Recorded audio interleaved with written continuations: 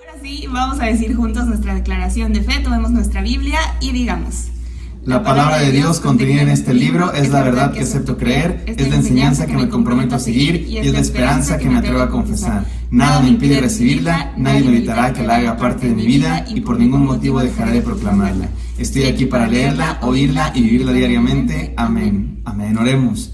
Señor, gracias por esta hermosa comunidad, gracias porque tú eres el que nos sostiene. Y también gracias por nuestros líderes, por nuestro pastor. Te pedimos que tú lo bendigas, le llenes de tu palabra, Señor, y que a todos nos hables. Transforma nuestros corazones, desafíanos, Señor, y transfórmanos. Te lo pedimos en el santo nombre de Cristo Jesús. Amén. Amén. Amén. ¿Qué es el cristianismo? ¿Es una religión como las muchas que hay en el mundo? ¿Es una secta dentro de la religión llamada cristiana? ¿Es solo una filosofía especial, una idea más en el mosaico multicultural del mundo? Algunos se sienten amenazados por el cristianismo verdadero y con tal de mantener sus tradiciones y su poder, dicen que el cristianismo bíblico es solo una secta. Los poderes que buscan el control de las masas por medio de ideologías y ambicionan una sociedad uniformada en sus ideas, una humanidad sin convicciones firmes, sin verdades absolutas, acusan a los seguidores de Jesús de ser fanáticos, intolerantes, ignorantes y anticuados. Y las masas controladas por la matrix de una filosofía o religión globalizada rechazan a los discípulos de Jesús cada vez con más pasión, con más leyes en contra de la verdad, y muy pronto, incluso con violencia física, tal como Jesús lo profetizó. Y seréis aborrecidos de todos por causa de mi nombre. El cristianismo es un camino que lleva a la vida. El cristianismo es una verdad absoluta, real, declarada por la Biblia y probada por millones de cristianos en la historia, algunos de los cuales dieron su vida como testimonio de esa verdad. El cristianismo es un reino donde Jesús es el Rey que imparte vida. El cristianismo no es una opción entre muchas. Es la única. Jesús dijo: yo soy el camino, la verdad y la vida. Nadie viene al Padre sino por mí. El cristianismo es el reino más alto, más grande, más fuerte. Es Cristo viviendo en sus discípulos para compartir con hechos y palabras el único mensaje que puede traer paz y vida verdadera a este mundo. Sigamos estudiando el Sermón de la Montaña y dejemos que Jesús nos hable de este reino más alto, más grande, más fuerte. Amén, qué bendición que podemos estar juntos y ahora buscando su palabra. Recuerdan que estamos con una serie de sermones que se llaman El reino más alto, más grande, más fuerte. Porque nos habla de el reino de Cristo no como una opción entre muchas filosofías, ideas, religiones. No, como la opción de Dios, como la propuesta de Dios. Una propuesta superior. Por eso el mensaje de hoy se llama así: cristianismo, un asunto de más allá. A la gente le gusta hablar del más allá, ¿no? Pero es un asunto de más allá. La palabra en el reino más alto, más grande y más fuerte. Y me refiero a la palabra que pronunciamos, la palabra que hablamos, la palabra que decimos cuando alguien nos pregunta algo y lo hiciste, ¿por qué no hiciste la tarea? Y yo respondo porque no quise, o porque se me atravesó un diplodocus cuando iba al trabajo y entonces tuve que esperarme un rato, porque mientras pasaba un rinoceronte y inventamos una palabra, esa palabra que hablamos, la que respondemos, la que decimos a las demás personas. La palabra en el reino más alto, más grande y más fuerte. O cristianismo, un asunto de más allá. Y déjame introducirme de la siguiente manera. Una de las cosas que más me impresiona de los deportistas, de los atletas, es la siguiente. Después del gran esfuerzo que hacen para correr, en algunos casos 42 kilómetros, en algunos casos ahí en la pista, 10 kilómetros, 5 kilómetros, y me refiero especialmente a los atletas de fondo, los que corren distancias. Oiga, después de haber corrido, no sé cuántas vueltas al estadio, los que corren, por ejemplo, 10,000, después de eso, y pasan por la meta, se siguen corriendo, los ganadores, el primer lugar, el segundo lugar y el tercero, siguen corriendo regularmente. Es más, pasan por el público y el público les da una de sus banderas, porque están ahí su papá, su abuelita, su vecino y no sé quién, y les da una bandera de su país, se la ponen, se vuelven en ella y dan otra vuelta al estadio. Y cosa curiosa, los derrotados, los que no llegaron, en primer lugar, ni segundo, ni tercero. Están tirados ahí descansando porque se agotaron bárbaramente. Yo digo, pero estos llegaron primero, deben agotarse más. Pero es que el triunfador, el que triunfa regularmente va más allá. Regularmente da más. De hecho, ningún corredor está dispuesto o está pensando en llegar hasta la meta y punto. Imagínense un corredor de 100 metros planos, una carrera de menos de 10 segundos. Imagínense que esté pensando llegar a la meta y ni un paso más. Yo llego a la meta y ni un... No, pasan y se siguen porque llevan una inercia bárbara. O sea, nadie va a llegar hasta ahí. Es decir, perdería la batalla. Es decir, ir más allá. Bueno, esto tiene que ver con lo que el Señor nos habla en todo el Sermón de la Montaña y especialmente en esta serie que estamos estudiando ahora, de su reino más alto, más grande, más fuerte. Él nos vuelve a decir, como ha dicho ya en varias ocasiones y volverá a decirlo, habéis oído que fue dicho, pero yo os digo. Nos repite esto porque se trata de un desafío a ir más allá de la superficial y estereotipada e hipócrita forma de vida de los religiosos y legalistas de aquella época. Como en todo el Sermón de la Montaña, el Señor nos presenta un desafío ético, un desafío a ir más allá de la ética religiosa, más allá de la ética social y más allá de cualquier expresión de ética que no corresponda a los valores del reino. Y me refiero a los valores del reino más alto, más grande, más fuerte. Y en esta ocasión nos desafía a la veracidad de la palabra. Y ya dije, nuestra palabra, lo que hablamos, lo que decimos. Y también nos desafía a abandonar la perniciosa práctica de la mentira.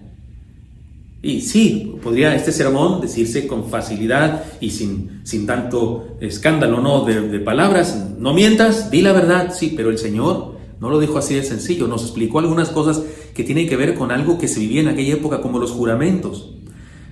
Así que permítame comenzar compartiéndole algunos refranes y pensamientos al respecto, porque sobre este tema, la verdad, la mentira, hay gente que ha escrito cosas al respecto y son dichos que decimos entre nosotros, más que la gente que ha escrito, más bien son dichos populares. Su abuelita decía estas cosas, ¿no? Por ejemplo, los niños y los borrachos siempre dicen la verdad, aunque esto no necesariamente es cierto, pero decimos eso. La verdad, como el aceite, quedan encima siempre. ¿Qué le parece? Resulta imposible, este refrán me gusta, o esta frase o este pensamiento me gusta. Resulta imposible atravesar una muchedumbre con la llama de la verdad sin quemarle a alguien la barba o los cabellos. ¿Qué le parece? Usted trae la antorcha de la verdad y pasa por el público, va en el metro a la 1 de la tarde o 7 de la noche, no sé a qué horas es cuando hay más gente, y usted le quema el cabello o la barba a alguien. Otra frase, mentiroso sin memoria pierde el hilo de la historia. O sea que cuando mientes tienes que acordarte de lo que dijiste, camarada, porque si la próxima vez lo dices de otra manera, entonces te cachan en el truco. La mentira te hará vivir, la verdad morir. La verdad siempre sale a la luz, esa nos encanta, esa nos gusta mucho. La verdad siempre sale, pero hay un Dios, la verdad siempre sale a la luz. Más tarda en caer un hablador que un cojo, también esa es buena, ¿no? Más vale ponerse colorado una vez que todo el tiempo descolorido. O sea, más vale que digas hoy que confieses y no sé toda la vida buscando mentira, otra mentira y estés todo descolorido en vez de haberte puesto colorado una sola vez. La verdad siempre será el piso de la libertad. Me gusta esta frase. Quien habla por refranes es un saco de verdades. Bueno, este último refrán tiene que ver con el valor de los refranes, porque hay gente que opina que todos los refranes son muy ciertos. Yo creo que la mayoría sí, son muy sabios, pero no todos. Seguramente hay algunos que usted ha dicho alguna vez o alguien dijo y que contradicen la palabra del Señor. Muy bien, como por ejemplo, los niños y los borrachos siempre dicen la verdad, eso no es necesariamente cierto. Los niños también mienten y los borrachos también mienten. Por supuesto, no, si nomás me tomé una copita, compadre, y lleva como 3 botellas, ¿no? Pero decimos esas frases. Ahora, leamos el pasaje. Ya dijimos lo que pensamos los seres humanos, las frases que repetimos a menudo sobre el tema. Ahora vayamos a la palabra. ¿Qué dice la palabra al respecto? Leamos. Además, habéis oído que fue dicho a los antiguos, no perjurarás, sino cumplirás al Señor tus juramentos. Pero yo os digo, no juréis en ninguna manera, ni por el cielo, porque es el trono de Dios, ni por la tierra, porque es el estrado de sus pies, ni por Jerusalén, porque es la ciudad del gran rey, ni por tu cabeza jurarás, porque no puedes hacer blanco o negro un solo cabello. Pero sea vuestro hablar, sí, sí, no, no, porque lo que es más de esto, de mal procede. ¿Qué les parece? Una vez más, el Señor está reinterpretando la ley. Y digo reinterpretando porque los religiosos de aquella época ya la interpretaban de acuerdo a sus conveniencias, pero el Señor está reinterpretando la ley.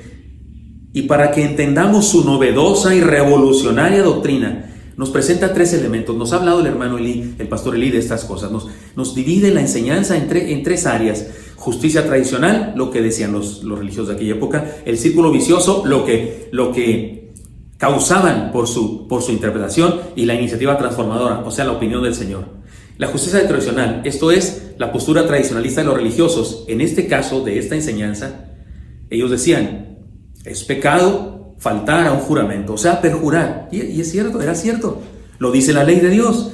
En realidad el Señor Jesucristo está citando un pasaje de Moisés, inspirado por Dios. Era una verdad.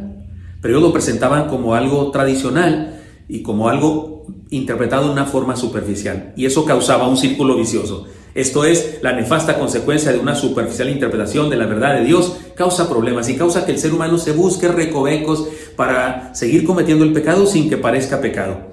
Los fariseos habían inventado todo un complicado sistema de juramentos, todo un sistema complicado de juramentos. Si jurabas por eso, si jurabas por aquello, podías jurar por el altar, por la ofrenda del altar, pero no por el altar. Y solo si en tu juramento involucrabas a Dios, era indispensable que cumplieras tu palabra. Pero podías jurar por las orejas de un tío, o podías jurar por tu vaca pinta, y eso no era tan grave. Qué absurdo, ¿no le parece a usted? O sea, poner niveles de juramento.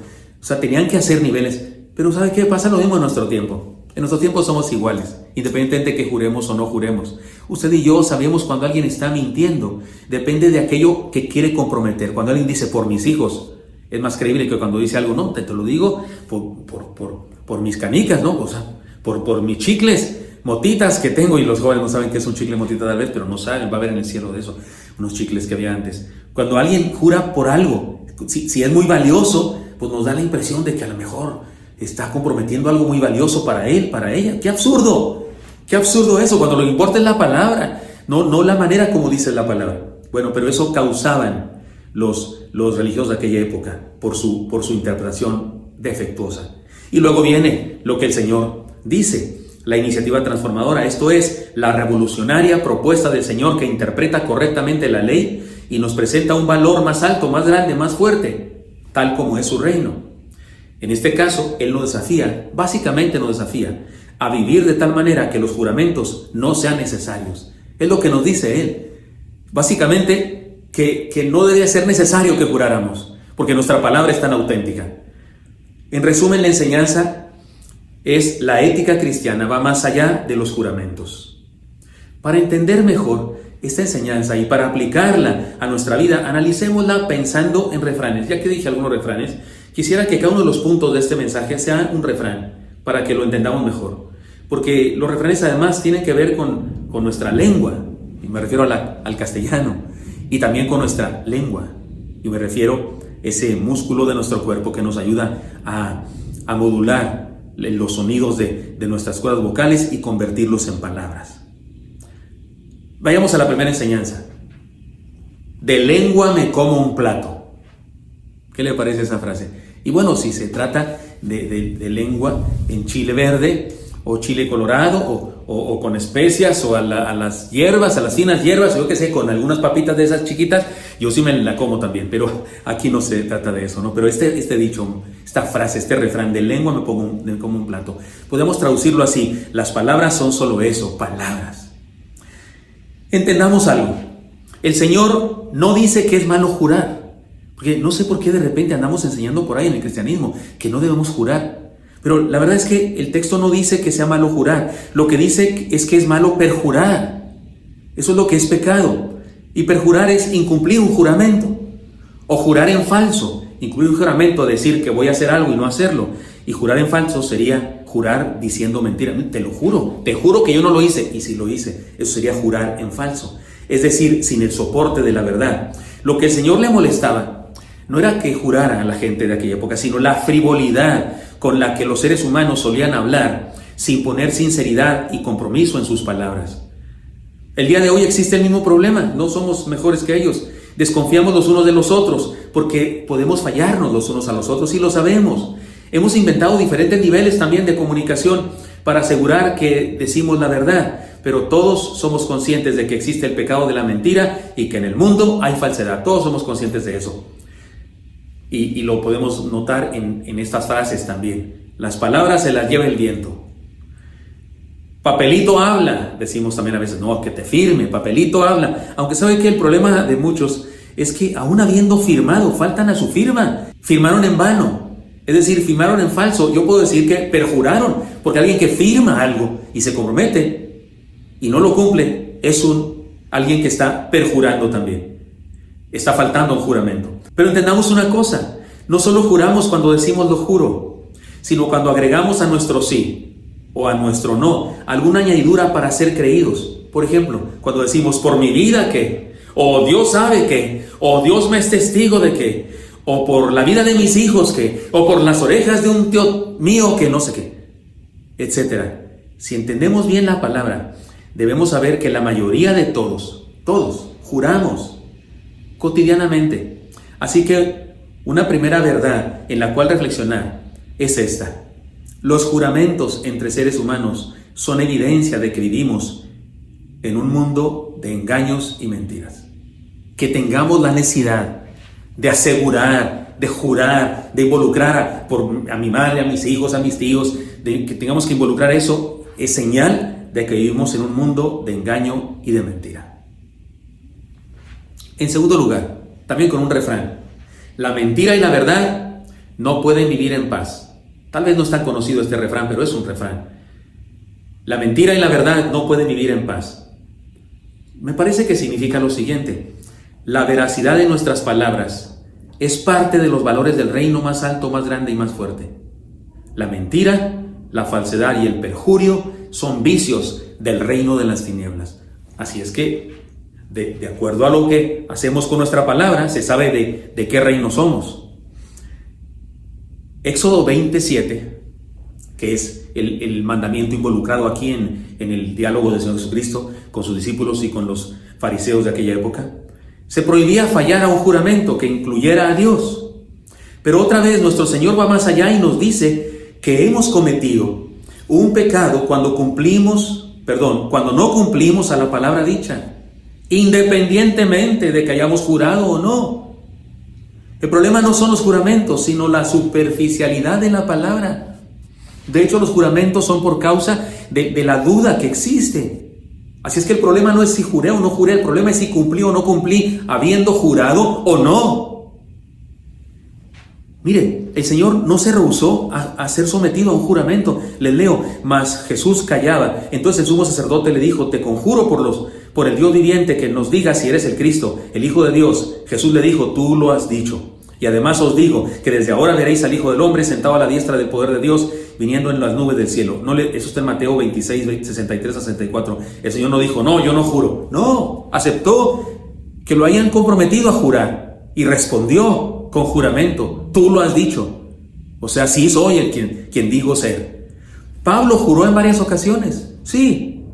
Mire, le leo 2 Corintios 1:23. Mas yo invoco a Dios por testigo sobre mi alma, que por ser indulgente con vosotros no he pasado todavía a Corinto. ¿Cómo la ve? Pablo está poniendo a Dios por testigo, eso es un juramento. No solo ahí, también en Gálatas 1:20 dijo: en esto que os escribo, he aquí delante de Dios que no miento. El anterior texto era 2 Corintios 1:23.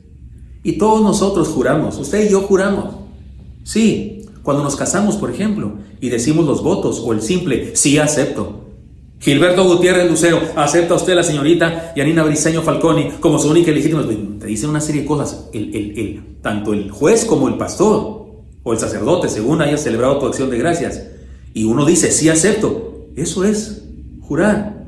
Juramos cuando respondemos al pastor: sí he creído. Fulano de tal, ¿ha creído usted en Jesucristo? Sí he creído. Y ¡zas! Para el agua, ¿no? En las aguas bautismales. Juramos cuando empeñamos nuestra palabra o cuando firmamos un documento. Y el problema no es que lo hagamos así, el problema no es que hayamos jurado. Ese no es el problema. El problema es que cumplamos nuestra palabra, que no cumplamos con lo dicho y que estemos mintiendo cuando decimos algo. Así que no se trata de condenar todo juramento, pero sí se trata de una demanda hacia un compromiso más serio cuando hablamos. Si somos ciudadanos del reino más alto, más grande, más fuerte, vivimos sus valores y principios, los cuales no se mezclan con los contravalores de las tinieblas. Cuando el Señor dijo, pero sea vuestro hablar sí, sí y no, no, porque lo que es más de esto, de mal procede. Esta frase final, de mal procede, literalmente se debe traducir, del maligno procede. ¿Qué le parece? Eso es grave. Hay un dicho, no tan conocido, pero dice de esta manera: falso testimonio es obra del demonio. ¿Qué le parece? Y es verdad. La Biblia misma lo dice. Sí, se los pruebo, dice así Juan 8:44. Vosotros sois de vuestro padre el diablo, y los deseos de vuestro padre queréis hacer. Él ha sido homicida desde el principio y no ha permanecido en la verdad, porque no hay verdad en él. Cuando habla mentira, de suyo habla, porque es mentiroso y padre de mentira. O sea que este dicho, falso testimonio, es obra del demonio, tiene razón. Así que una segunda verdad en la que reflexionar es esta: la verdad es parte de nuestra vida en Cristo y la mentira debe ser parte de nuestro pasado. La verdad es parte de nuestra vida en Cristo y la mentira debe ser parte de nuestro pasado, no de nuestro presente y no de nuestro futuro. Y una enseñanza más, también a través de un refrán: más vale ponerse colorado una vez que todo el tiempo descolorido. Ya lo habíamos leído antes, pero ahora lo uso para este punto del sermón. Es mejor decir la verdad aunque duela, que mentir y ser una persona incongruente. El Señor espera que los ciudadanos de su reino seamos de tal manera justos y cumplidos con relación a lo que hablamos, que no se haga necesario que juremos para ser considerados veraces. Que sí, no, yo lo hice, no quiero, sea suficiente. Y que no tenemos que decirte por Dios que sí, por vida de Dios. Así le hacen algunos, ¿no? Cuando yo no era cristiano y participaba en la iglesia católica, cómo me molestaba un vecino, un compañero de clases que hacía maldades, y luego cuando nos confrontaban, él decía por vida de Dios, y hacía una cruz. Para los que nunca fueron católicos, se hace una cruz así con los dedos. Ahí está la cruz, se hace una cruz rápida, ¿no? Es una cruz express. Hace una cruz express y no la besaba y decía por vida de Dios que yo no fui, y él había sido. ¿Y cómo te quitas eso? Porque una monjita le creía, porque pues si está jurando por la Santa Cruz, debía ser cierto. Y eso me molestaba a mí. Ya desde entonces yo tenía problemas con los juramentos, porque uno decía, no puede decir lo que sea y convencer a cualquiera de mentiras. Pero no se trata solo de que sea malo jurar, porque nos han enseñado eso, no. Se trata de que no cumplas. El Señor espera que más allá de juramentos y crucecitas, los ciudadanos de su reino seamos de tal manera justos y cumplidos con relación a lo que hablamos, que no se haga necesario que juremos para ser considerados veraces. Leamos lo que el Señor dijo alguna vez respecto a esto también. Ay de vosotros, guías de ciegos, que decís, si alguno jura por el templo, no es nada, pero si alguno jura por el oro del templo, es deudor. Insensatos y ciegos, porque ¿cuál es mayor, el oro o el templo que santifica el oro? También decís, si alguno jura por el altar, no es nada, pero si alguno jura por la ofrenda que está sobre él, es deudor. Necios y ciegos, porque ¿cuál es mayor, la ofrenda o el altar que santifica la ofrenda? Pues el que jura por el altar, jura por él y por todo lo que está sobre él. Y el que jura por el templo, jura por él y por el que lo habita. Y el que jura por el cielo, jura por el trono de Dios y por aquel que está sentado en él. Mateo 23, 16, 22. ¿Se da cuenta? Aquí hay varias cosas que decir. ¿Se da cuenta lo que hacían los religiosos de aquella época? Decían que jurar por el altar no era tan malo como jurar por la ofrenda. O sea, ¿qué les importaba? El dinero. Eso es lo que les importaba. Era más valioso el dinero que el altar mismo. Y el Señor dice, ¿qué les pasa? Esa nomenclatura o esa clasificación, esa evaluación de puntos por puntos, que por jurar por esto, jurar por aquello, eso es lo que era una ridiculez. Y el Señor es lo que le ofendía. Y por eso le dice estas cosas. Esto en Mateo 23, 16 al 22. El asunto es muy claro. Es absurdo hacer un catálogo de juramentos y de concederle valor a las palabras según aquello por lo que juramos, como la ofrenda o el altar donde se pone la ofrenda, valen tanto. Eso es lo absurdo. El cielo, la tierra, nuestro cuerpo y la vida de otras personas son cosas que no nos pertenecen y de las que no tenemos el control, así que no tenemos ningún derecho a comprometerlas con tal que no nos crean. ¿Por qué juramos por los hijos? Por los hijos. ¿Qué estoy diciendo? ¿Qué es lo que quiero decir cuando alguien dice, te juro por mis hijos? ¿Qué estoy diciendo? ¿Sabe cómo lo dicen otras personas? Hay personas que entienden qué es lo que están diciendo y lo explican. Hay gente que dice que se mueran mis hijos si no te digo la verdad. Es blasfemo eso, ¿no? ¿Qué culpa tienen los hijos? Yo una vez juré, no juré, invité a alguien a jurar. Era una discusión. En Orel, era una persona de esas con las que hubo problemas en el pasado. Y yo le hice un desafío a jurar. De verdad. Ya estaba yo harto de las mentiras y la hipocresía que mostraba. Y como había personas ahí que le apoyaban más allá de si decía la verdad o no, yo no sé, a lo mejor lo hice bien, a lo mejor fui insensato, no sé, ahí me juzgará usted, que tiene derecho a hacerlo porque así nos encanta juzgar a otros, ¿no? Pero yo le dije a la persona, bueno, que Dios juzgue entre nosotros. Te desafío que Dios juzgue entre nosotros. Pidámosle a Dios que haga justicia ahora mismo. Te invito a que nos hinquemos aquí mismo y que oren por nosotros. Este grupo de personas que están aquí, que no hayan a quién irle, que oren por nosotros. Nos impongan las manos y oremos al Señor y pidámosle a Dios que quien esté mintiendo y quien esté haciendo mal, se quede allí de una vez. Y que solo se pueda poner de pie y seguir viviendo quien esté diciendo la verdad. ¡Vamos! Y yo me fui a arrodillar. No, hombre, le temblaba así el ojo, le temblaba el labio cuando hablaba, le temblaba así la cara de pavor que tenía. No se atrevió. Pero estoy seguro que podría jurar por sus hijos y por su madre y por su esposa y por no sé qué. ¿Qué derecho tenemos de jurar por otras cosas? Poner en riesgo otras cosas que no está en riesgo, por supuesto. Dios no va a matar ni a los hijos ni al tío, ni le vamos a echar las orejas al tío porque yo juré. Pero qué absurdo que pretendamos hacer eso nosotros. Así que no tenemos derecho a jurar por nada. Santiago también dijo, pero sobre todo, hermanos míos, no juréis ni por el cielo, ni por la tierra, ni por ningún otro juramento, sino que vuestro sí sea sí y vuestro no sea no, para que no caigáis en condenación. Santiago 5:2, y está citando al Señor Jesucristo mismo. La demanda es tan seria como clara.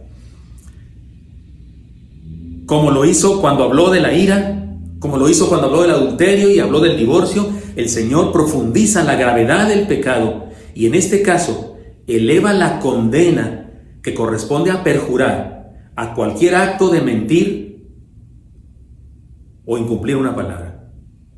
Es decir, los judíos sabían que jurar por Dios era gravísimo cuando no cumplías.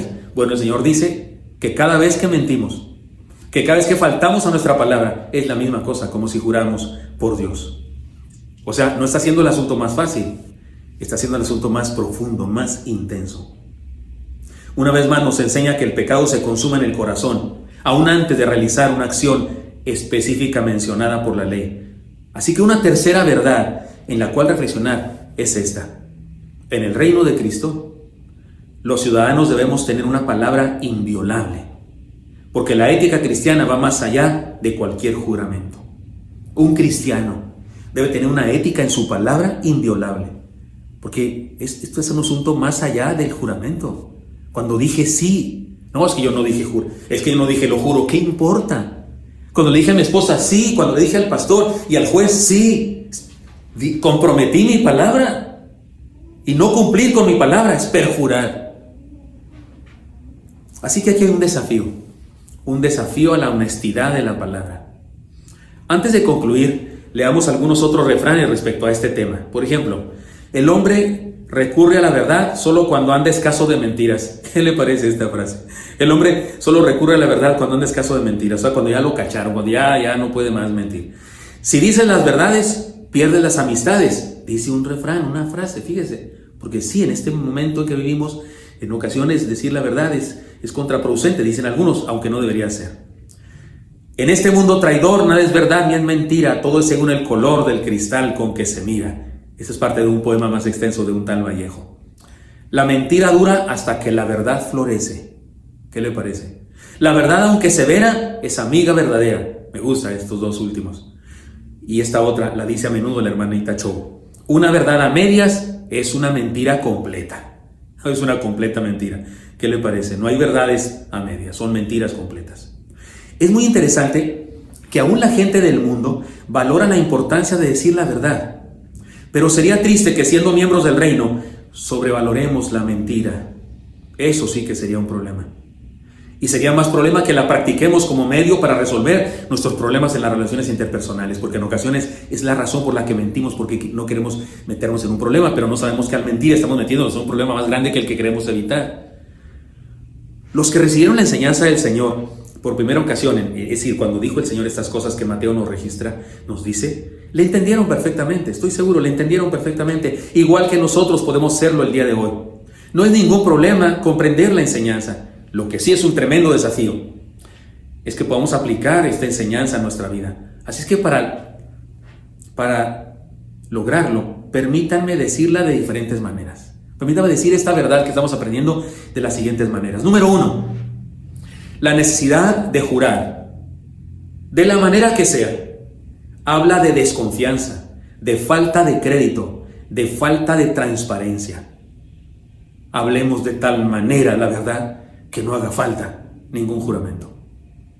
Aunque recuerde, cuando usted dice sí, no, está jurando. Interiormente, espiritualmente está jurando. 2. En el mundo la mentira se considera un acto de astucia y de poder. Pero el Señor nos rescató para hacer la diferencia en el mundo. No nos rescató para que hagamos lo que hacen todos los demás. Vivimos a contracorriente, recuérdelo, porque somos parte de un reino más alto, más grande, más fuerte. Nuestro reino es superior. Por usted y yo no vamos con la corriente. No, Señor, nuestra vida es a contracorriente, porque somos de un reino superior. 3. El Señor condenó a los religiosos que vivían estrictamente sus intrincadas reglas sobre los juramentos, pero en el fondo violaban la verdad. Y el Señor nos desafía a entender que decir la verdad es mucho más que no decir mentiras. Decir la verdad es mucho más que no decir mentiras. Otro día lo explicaré más detenidamente, pero por ahora permítame solamente decirle algo que puede ser controversial. Rahab, cuando fueron los enviados del rey y le preguntaron, ¿están aquí los que vinieron de los israelitas a analizar nuestra ciudad de Jericó? Sí estaban, ahí en su casa. Ella dijo, no están, ya se fueron. No era cierto, ahí estaban. Y uno dice, mintió. Ella consideró una pregunta más grande, más alta, más fuerte. Ella consideró esta pregunta: ¿deben morir estos hombres? Estos hombres son enviados de Dios, ¿deben morir? Y su respuesta fue: no deben morir. E hizo lo necesario para que no murieran. Pero hay gente legalista que dice: no, es una mentirosa. ¿Cómo es posible que el Señor la acepte en su reino? ¿Cómo es posible que le perdonan la vida? No sé si era una mentirosa. No era una mentirosa. Fue una mujer que se puso de acuerdo con la verdad más alta de Dios, con la verdad de que estos hombres no deben morir ahora. No es voluntad de Dios que mueran ahora. Es que cuidado con eso, porque los fariseos de aquella época vivían estrictamente, legalistamente sus conceptos sobre jurar y no jurar, pero violaban la verdad de Dios. Por eso digo que decir la verdad es mucho más que no decir mentiras. Le dejo eso pendiente, porque estoy seguro que esto causa controversia. Número 4, tengamos cuidado con la verdad necia y sin tacto, porque el que es brutalmente honesto es honestamente bruto. O sea, hay cosas que no hay que decirlas, hermano mío. No, yo soy muy honesto, yo soy brutalmente honesto. Si eres brutalmente honesto, eres honestamente bruto. Ay, perdón, no es el caso suyo, pero me refiero a algún pariente. 5, tengamos cuidado de la verdad desvergonzada. Hay una gran diferencia entre decir la verdad y presumir de los pecados cometidos. Porque hay gente que no está confesando, está presumiendo. No, si es que yo he andado con muchas mujeres. ¿Qué estás presumiendo o estás confesando? Cuidado con eso. Esa es una verdad desvergonzada que se convierte en mentira, porque en el corazón no estás arrepentido. 6, la verdad puede herir en ocasiones, pero nunca hará daño. Así que cuidado con la violenta verdad legalista. No siempre tenemos que decir lo que pensamos. Ya lo había dicho, pero ahora se dice aquí con especificación. No siempre tenemos que decir lo que pensamos, porque hay ocasiones en que eso que pensamos ofende. Hay ocasiones en las que sería: ¿cómo está mi comida? Bien. Es una porquería, dedíquese a otra cosa. Mejor corta el pelo o volé zapatos, algo, pero hacer comida a usted no se le da. No podemos decir eso. Ofendemos a las personas. Ahora, si soy maestro de la clase de comida francesa, su comida no sé cómo hablan los franceses, perdón. Si le puedo decir a mi alumno, pues que se especialice más, que le eche más ganas, porque quedó horrible su soufflé de no sé qué. Pero así en el diálogo cotidiano, no siempre. Tienes que decir lo que pasa por tu mente. El que siempre dice lo que piensa, nunca piensa lo que dice. O sea, nomás le chispotea la idea y la saca. No, el que siempre dice lo que piensa, nunca piensa lo que dice. Cuidado con eso. 8, que nuestro sí sea sí y nuestro no sea no, significa que somos honestos, que somos del reino de la verdad y que buscamos el bien de los demás con sabiduría. Como dice un pastor por ahí, diga lo que quiera decir y quiera decir lo que diga. ¿Está claro eso? Diga lo que quiera decir y quiera decir lo que diga. Eso tiene que ver con analizar las cosas muy profundamente en nuestra mente. Y si dice, el dicho no lo entiendo, bueno, reflexiónenlo y lo va a entender. 9. La verdad puede hacernos vulnerables.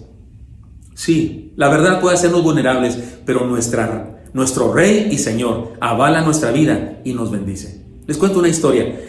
El rey Federico II de Prusia, allá por el siglo XVIII, fue un día a la cárcel de su reino. Y pasó por ahí, era un buen rey. Se juntaba, imagínense, con la gente de esa calaña, los presos.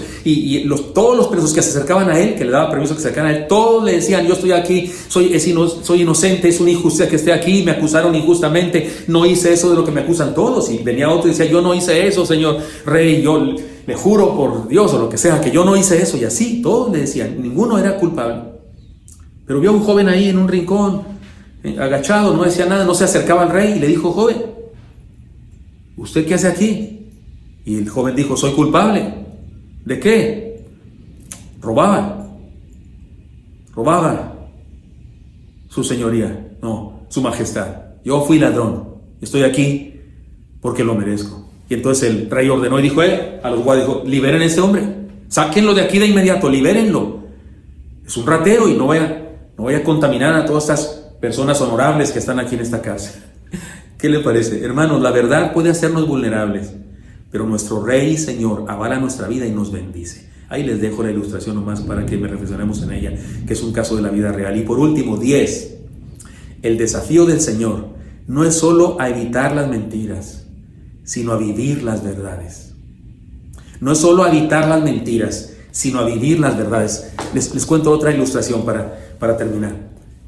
Esto se ha sucedido varias veces, pero les voy a contar la historia que más me impresiona.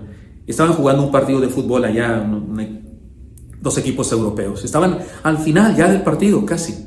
Y de pronto alguien del público hizo sonar un silbato como si fuera el árbitro.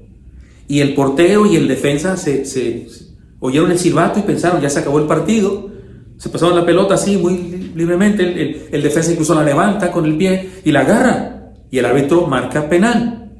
Tienen que tirar un penal. Pero era injusto porque fue una equivocación. No lo hizo para detener un gol, no lo hizo para ganar. Lo hizo porque pensó que se había acabado ya todo. Pero el árbitro tuvo que ordenar un penal. Y el tirador del penal, su entrenador, me parece que así fue, porque se ve al entrenador diciéndole algo y seguramente fue una decisión de equipo. Y es impresionante. Todos esperando que metieran gol y ganaran. Pero viene el tirador de penal, que seguramente lo hubiera metido, era un excelente tirador de penales, y la echa hacia afuera.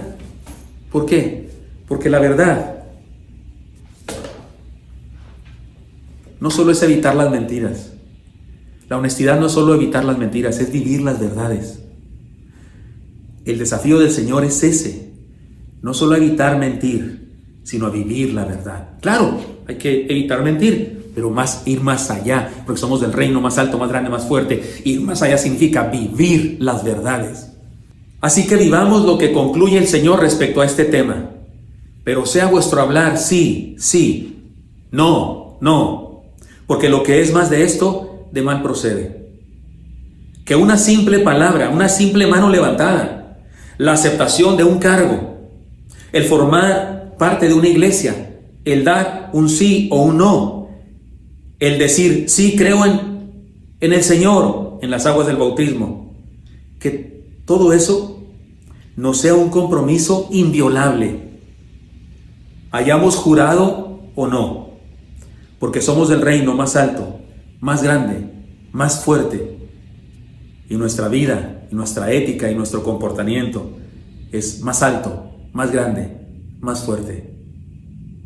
Pidamos al Señor que nos fortalezca y nos dirija para vivir de esa manera. Y hermano mío, con nuestra esposa, con el esposo, con los hijos, con los compañeros de trabajo, con los hermanos en la fe, que nuestro sí sea sí, nuestro no sea no, y que seamos personas que vivimos la libertad de una ética más alta, más grande, más fuerte, la ética del reino de Jesús. Señor Santo, te pido que bendigas a mis hermanos y a mí, y nos bendigas a todos, Señor, para vivir dando testimonio de lo que es, Señor, ser tus seguidores. Gracias porque tú eres tan precioso, tan perfecto, y veniste a enseñarnos con tu ejemplo, pero también a desafiarnos a vivir de esta manera. Dios, que podamos experimentar tu transformación en nuestra vida y que podamos vivir de esta manera que tú nos has hablado hoy. Te lo pido en Cristo Jesús. Amén.